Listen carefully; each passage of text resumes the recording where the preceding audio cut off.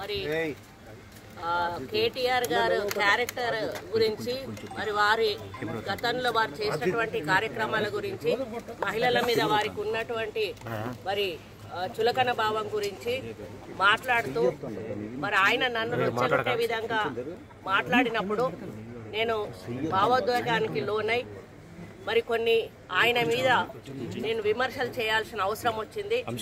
ఆ సందర్భంలో నాకు ఇంకెవరి మీద కూడా వ్యక్తిగత ద్వేషం కానీ మరి వ్యక్తిగత కోపం కానీ లేదు.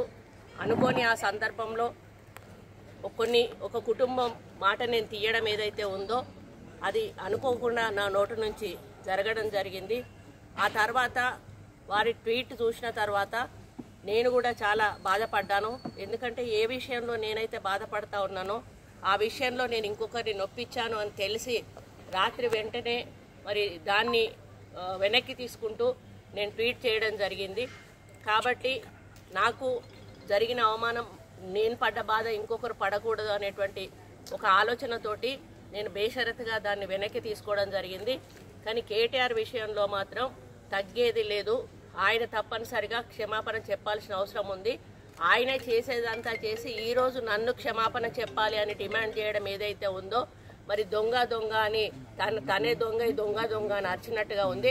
ఆ విషయంలో మాత్రం ఎట్టి పరిస్థితుల్లో కూడా వెనక్కి తగ్గేది లేదు.